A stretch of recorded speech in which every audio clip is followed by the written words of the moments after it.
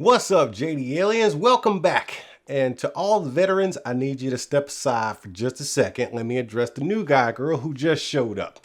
Because you need to know what to expect when you stop by this channel. If you're expecting a guy to go into extreme details, nitpicking about stuff that you either don't understand or don't care about, like super technical audiophile stuff, you came to the wrong channel. You should go somewhere else because there are plenty of channels that do that. All you're going to get here is a guy unboxing some stuff, making a couple of comparisons, getting his jam on, and telling you the straight up deal on whether these are going to be worth your money or not. Now, with that out of the way, let me talk about Audible.com. Yeah, veterans, come on back in. You need to hear this. So Audible.com is a place where you can get all of your audio content, such as audiobooks. Duh. You can get those via the link down there because they're giving you a free trial and an audiobook by clicking that link right there. That's how I listen to most of my books these days because I don't have time to sit down and unveil a book and just flip through all those pages. Life comes at you fast, man, so I just stick it in my ear holes and keep it moving. So yeah, click the link down there, get your free subscription for 30 days and a free audiobook from audible.com. Now it's time for the regularly scheduled program. We are going to be comparing the king here of active noise cancellation, which would be the Sony WH1000XM3 versus the new challenger to the ring, which is the Razer Opus. Let's do it. All right, get in here, man. Just a little bit, not too close. There you go. All right, so once again, XM3's right here, and you got the Razer Opus right here. So I did a video a couple days back about the Razer Opus, and I can only recommend these for a handful of people because they seriously lack enough bass for my personal preference. It's there, they do have some bass, and it's gonna be perfect for some people, but not for me, not for me. On the other side of things, you know, with the treble and the mids and stuff, it sounds great with that THX certification and all that. It's good, man. But, you know, I'm just letting you know that because I might be a little bit biased on the sound of Sony. Well, let's get into the full comparison here. So we get a case for both of them. These at retail price when they first launched were $350. These right now are $199. You get a case with both. However, if you spend $200 with Sony, you are not getting a case. Let me just put that out there. But here's the cases. Both of them are quality cases in my opinion, so I'm not going to, you know, give either one of them a hit. So once you open up the case, you will see a very, very similar experience on both sets of headphones. Sony being the first one out, if we're gonna ever use the term copycat or mimic or inspired, we're gonna be talking about the Razer Opus because these things have been actually everything about these headphones has been heavily inspired by the XM3 and here on 2 and 3 models, and that's what you're getting here. And I ain't mad at it, man. If somebody's done something right, what is it? Flattery is the best form of, no, wait a minute. What is imitation is the best form of flattery. So I'm not mad at that, man. So I'm not going to give him a hit on that. I'm just putting it out there because some people are going to say it. So let's just pull these out and put them to the side and we'll go look at accessories. So you got the same style of case layout and everything. You get your airplane adapter with the Sonys, which I cannot pull out because my fingers are not that small. There you go. You get your airplane adapter right there. And then you get an airplane adapter with your Razer branding on it here. Then you get a little pouch with the Razers that houses your 3.5 to 3.5 cable with no microphone in there. So for those of you who are looking forward to a microphone, it ain't happening. Then you got a USB-C to USB-C charging cable, which seems to be super short. And then you have on your Sonys, you got, you know, same type of cable, 3.5 to 3.5. Actually, they both use a 90-degree input right here. So they both have a 90-degree. So just in case you were worried about that. And the Sony does not have an inline mic either. And right here on the Sonys, you get a USB-C to USB-A charging cable. I didn't even pay attention to that, but this is USB-C to USB-C. So this cord will be more versatile to you, I believe, because you can probably use that with your phone or something like that. So that's cool. All right, now as far as accessories go, you do get a leg up with Razer because they give you that USB-C to USB-C cable. They also give you a USB-C to USB-A adapter. So it's a lot more versatility here when we're talking about interfacing with the Opus. So now that the accessory pouches are out of the way, let's move these cases out because, you know, that's kind of a tie right there. Let's move those over And let's move back into the headphones. So right here on the left, once again, you got the XM3s. And for those of you who are wondering about how I got this style of XM3, this is a skin. I will never endorse the company that I bought this skin from because it took literally like, I don't know, a month and a half, like literally like six to 7 weeks for me to get my skin. This is skin. Look online and find your own skin. I'm not endorsing this company. Because if you order it, you're going to be complaining and saying JDL sent you there. And no, I didn't. I told you to leave them people alone. So this is a skin. You can get camouflage, yellow, blue, whatever you want. This is actually like a burl wood and a bronze that I've used, like a brushed bronze. Anyways, enough about that skin. So once again, very, very similar looking headphones, although the Opus actually does take more of its design language from the Here On series from Sony. So as far as like build materials and styling, it's a dead tie because it's basically looking at almost the same headphones or the same brand of company. Now, where you get into some major differences are with your ear cups. So let's make sure we pick up the right ear cup.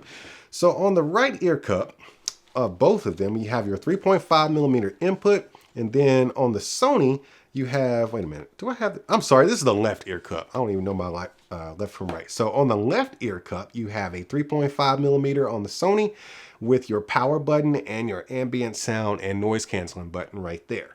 On the left ear cup with the Opus, you have your input right there for your USB-C charging, and then you have your input for your 3.5 millimeter. You got your power, and then you have your ANC button right there. So they're very similar, the only real difference here is that the charging port on the Sony is actually on the right ear cup, which has no other interfacing there. It's just the charging port. Whereas on the right ear cup, you have interfacing buttons, which will give you volume up and down. And then in the middle, you have your multifunction button, which will give you your play and pause of tracks. Now, because Sony has opted to not have buttons right here, you do have swipe pads. So if we're going to be looking at the right ear cup, let me shuffle these back around.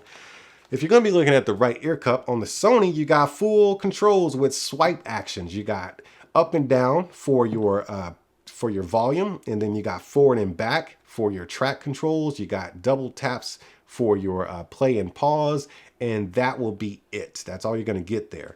And there is absolutely nothing happening here. There's no swipe action at all when you come over to the Opus. But they do like to brag about that THX right there. So if we go over to the left ear cup, as far as any swiping features, there's no swiping features on either one of them. However, if you do want some quick attention for ambient sound, you can go ahead and just cover up your left ear cup with the Sonys. Oh, wait a minute. No, I'm sorry. It's, I'm messing this up, man. On the right ear cup with the Sonys, you press and hold or cover it up, and then you get your quick attention. On the left side of the Sonys, and this is why I didn't realize it, is because I got it covered up with the skin. This is where you have your NFC. All you do is tap your phone to it. These headphones turn on or disconnect. You cannot turn them off by tapping NFC, but you can turn them on and disconnect by tapping your NFC tag on the left ear cup.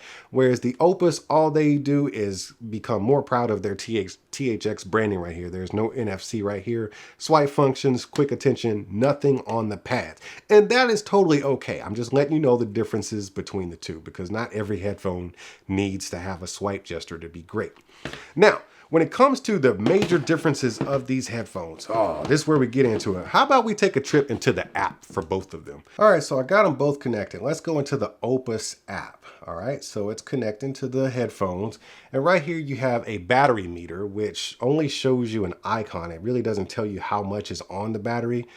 Whatever. I have Android, the latest Android, so it'll tell me somewhere in my settings, but it would be nice if they actually had a battery percentage right there so I could know. Then you have a settings button right here, which takes you to let you know if they're connected or not, give you options for your auto on and off, and you get to toggle on or off whether you want the headphones to turn or to pause when you take them off of your head. So if you take them off of your head, they will pause. As soon as you put them back on, they will play. That's something that I wish the Sony XM3 actually had. Hopefully they bring that with the XM4. And then that's it as far as features or things you get to turn on or off. And then let's go back into the actual app itself. You get 5 presets here, and only one of them actually sounds good, and that is the one that's on by default, which is THX. Amplified is okay. It's just Amplified vocals, okay. Enhanced bass is kind of just awful. It's just muddy. Enhanced clarity, it's okay. THX is where you want to be. And as you can see right there, there's a completely flat sound, which takes me to the lack of bass. There is bass there, but it's not thumping, it's not the kind of bass that I prefer. Some people are totally okay with it. That's why I don't say don't buy these headphones. I just let you know that if you're a bass lover, you shouldn't buy them. But for some people, these headphones are going to be great with the lack of bass they have, because some people just prefer that.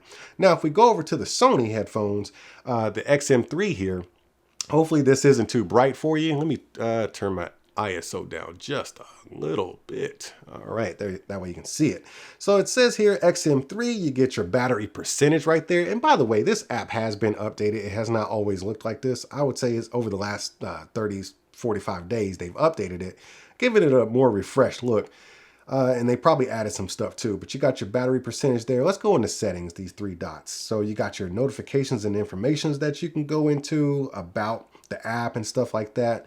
And then we're here at the status part of the app. Ooh, let's go back in there. So we're at the status part. So adaptive sound control is actually on right now. So what these things can do is figure out what you're doing and where you're at and adjust the noise canceling to that environment. We'll talk about noise canceling in a few minutes, but I just wanted to let you know that that adaptive sound control is actually there in the Sonys, and that's why Sony is at the top of the food chain in regards to noise canceling, because they just really put a lot of work into that part of their headphones. Then you actually have some music controls here. So this is I'm seeing T-Pain come across here. Let me buy you a drink. So you can control your volume and your track controls there on the status part of the app. Then when we get into sound, we have more capability here with ambient sound control, which we can toggle whether you want to focus on someone's voice or not and things of that nature.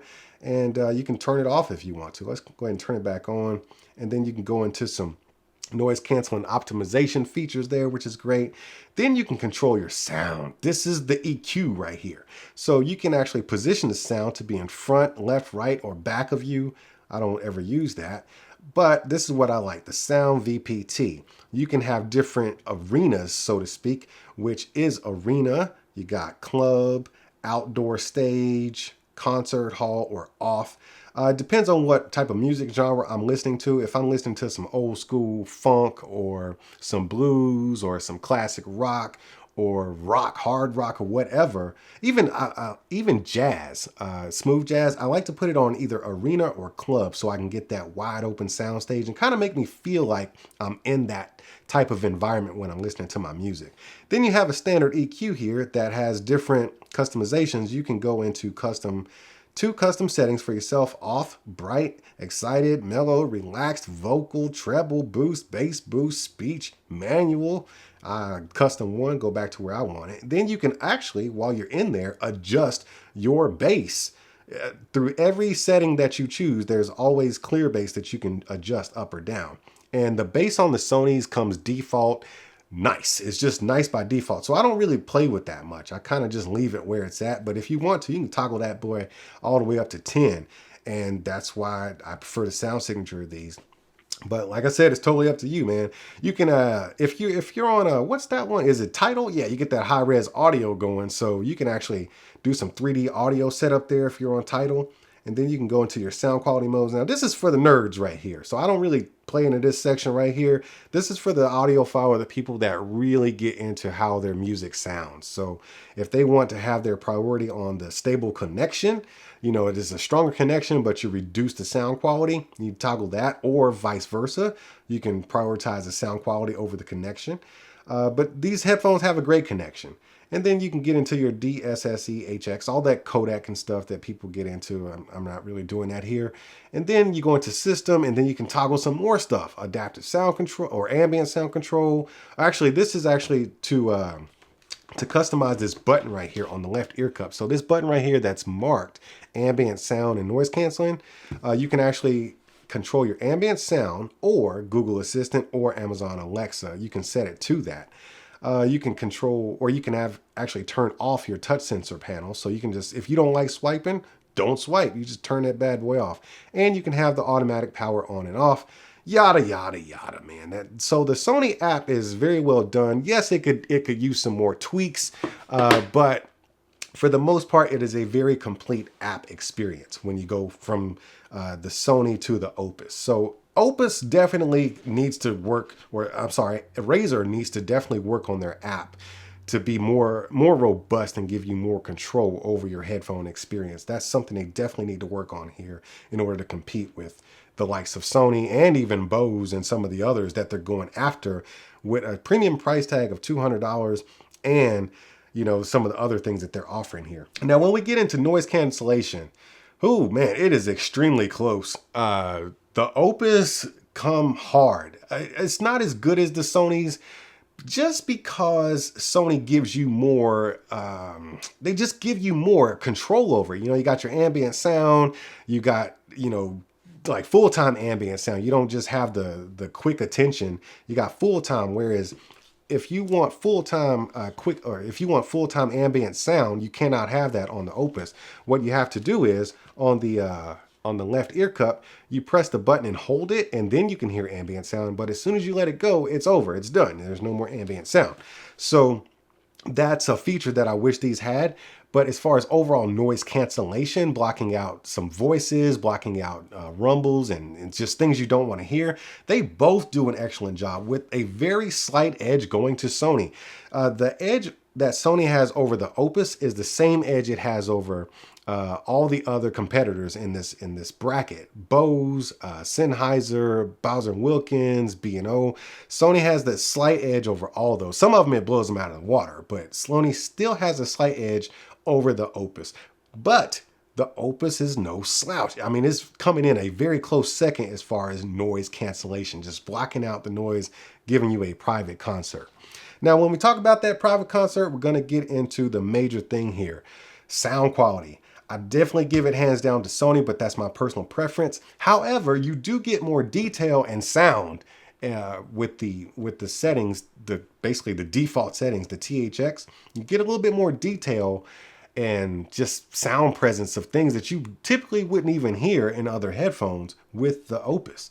So that's great. However, as an overall performer, I prefer the Sonys because they have, you know, the app control where you can, you know, go to different venues, and of course, more bass. That's what really disappointed me with the Opus in my previous video. But sound quality is fantastic in both. But personally, I give a big lead to the Sonys. And last but not least, I want to talk about the call quality or the mic quality via Bluetooth when you're talking to people and stuff like that on both of them. So this is the Sony that you're listening to. You know, this is why I don't really do the call quality stuff on my videos, because the recording that I'm getting from these headphones does not accurately match what you will hear in real life. I guess it's a close representation. I don't know, but the recording does not sound as good as it does in real life. So this is the Sony that you're listening to, and now we're listening to the Opus. And in my opinion, on the actual phone calls that I made, the sound was actually great. I cannot stress to you how inaccurate the sound recordings are when you compare them to real life as far as call quality goes. But hey, you guys always want to hear, hey, how's the call quality? So here you go. This is a recording of the call quality of both mics. At the end of the day, I really don't know what to tell you. As you already know, my personal preference goes to the Sony XM3s. And even the XM2s, if you're, you know, a model behind. There are better options out there than the Opus, but the Opus is a good selection if you like that type of sound signature and you're not worried about all the fancy features. Now, we're talking about a retail price difference of $150. That is a handsome amount of money when we talk about price difference. And I do believe it is warranted here. You're getting so much more when you pay that $150. You're getting great noise cancellation, which is slightly better. You're getting touch controls, and you're getting a customizable app that is very detailed and robust. So yeah, you're paying $150 for the Sonys, and you're getting everything, whereas you're paying $200 and you're getting a lot with the Opus. But the main function is can you get your jam on? And I cannot get my jam on with the Opus. I'm sorry if this video is biased, but it is what it is. It's my video and I'll say what I want to say. And with that being said, I am no expert in this kind of stuff, but what I do know is how to get my jam on, and it ain't happening with the Opus. If you had a good time watching this comparison video, make sure you throw me some emoji hands up in the comments section. And before I get out of here and go start making more videos, let me remind y'all to keep being good to each other while I'm gone, and I'll see you when I see you. Oh, so you wanted them cats that like to just run up in a place, take what you want, then leave, huh? Man, you better hit that subscribe and notification button. That way you know when I'm over here opening up new stuff.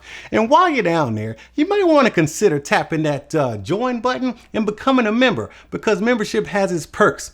See, that wasn't so bad. All right, man, I appreciate you, and I'll see you at the next one. Are you not entertained? Are you not entertained? Is this not why you are here?